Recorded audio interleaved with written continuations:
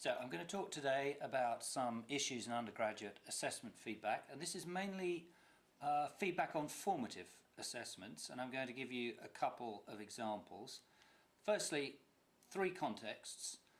The National Student Survey has questions on feedback, and whether or not you agree that these are the right questions, they are inevitably part of the environment in which we give feedback. The questions ask if the feedback is prompt, if the students have had detailed comments, and if, this is possibly the most important one, the feedback clarifies things they did not understand. Another context, more local to QMUL, is the module evaluation statement that they are asked to assess for each module, and that asks whether adequate feedback is given during the module, which I take to exclude feedback that is given, as it were, after the module.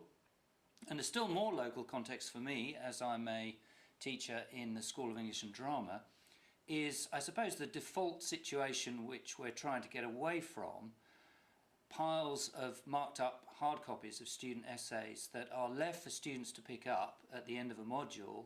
They are supposed to bring the essays along to a one-to-one meeting with the marker and go through feedback. And although it's an unscientific impression, I think we can all agree in SED that it doesn't really happen. We get these piles that are not picked up. So we need to find ways of engaging students in their feedback, because obviously that is not working. Now, if I resolve this down into a couple of problems, the first one at the top might be phrased like this: how to give prompt and detailed feedback on formative assessments during modules in a way that does engage students, that does clarify their understanding.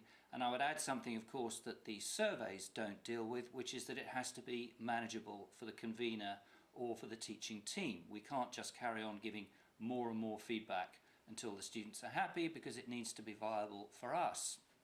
The second problem relates to summative assessments that are actually returned during the module, as opposed to ones that are only returned after the end of the module. How do we make feedback on those work formatively for the students, rather than simply serve to justify their mark with an online grade and comment? So those are the two problems as I see them. Two possible solutions on two different modules. The first one is a third year level 6 module, somewhere in the region of 25 students. It's just me as the teacher, there's no teaching team. This has lectures bi-weekly on a Monday at 2 p.m.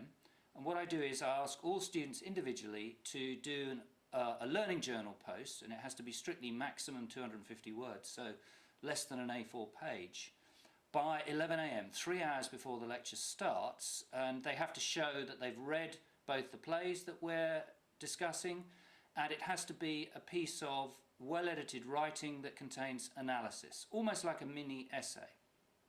What then happens is that the ones that have come in on time, I read them, and I actually incorporate some of them and my response to some of them into the lecture 3 hours later. If they have submitted by 11 a.m, they get guaranteed feedback by the following Monday, so a 7-day turnaround. And it is marked, it is part of the overall assessment. They get a mark for each post, and the overall mark is simply the average of those posts. This has been working extremely well on this particular module, and I got some feedback from the students themselves, because of course part of this process is getting feedback on the processes you're using.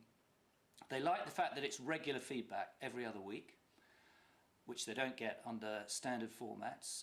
They like the fact that the posts actually go into the lecture, because that engages them more. They like the fact that it's quick, obviously. They like the fact that they are doing analysis of a very brief kind, which I can feed back on quickly. And they also like the fact that it encourages people to actually do the required reading, because one thing that's very important for students is that the class should have done the reading, just as it's important for the lecturers. It ensures they think critically about the text before the lecture, regular feedback again. It ensures, one of them says, that they've actually read the plays, and really motivates them to do it and to think about them before the class. And another one put it in terms of e-learning, that they saw it as the most effective part of the e-learning process on this course, forces you in a good way to plan your reading and more actively engage. As for the actual evaluation, this is a new course in 2015-16, and I've only so far had the evaluations from students who only took semester 1, of whom there were 9, but you can see that all 9 definitely agreed that they'd been given adequate feedback during the module, so a perfect score for 9 students, 100%. Second scenario is very different. This is a very large first year module, usually has 240, 280 students, 16 seminars, large teaching team of permanent lecturers and also teaching associates. On this we have 2 summative pieces of coursework handed in at the end of semester 1, the end of semester 2, which are designed as rehearsals for another summative assessment and exam at the end of the year. So they do the same questions in the coursework as they will do in the exam, so they're meant to be formative in that sense. And what we do is, before the assessment has even been submitted, this is the coursework, we divide them in each seminar into tutorial groups, 2 to 4 students. 4 works really well if you can get 4. And these groups are of students who are going to attempt the same particular choice. So, you know, if they have to choose 1, A, B or C, we put together students who've chosen A. They discuss the task beforehand, but of course they do their work individually and they submit individually. After submission, they share their essays amongst the small tutorial group, and they then meet in that group, and we actually integrate this into the timetable, so it's in place of a lecture or seminar that particular week. They meet with the marker, who's obviously read the essays in question, usually about 10 days after they've been submitted, so it is prompt, but before they have received their grades and comments back online, because we find that it's better to separate this tutorial feedback from the moment when they actually get their grades and, as it were, the justification of their marks online. So this is before they've actually had grades and comments. And we structure these tutorials, because we found when we first did this, simply asking them to read the essays was not enough. We needed a structure, and we have at the moment 2 questions we ask them when they've read their fellow students' essays. What aspects of the other essays did they admire most, or they thought worked especially well?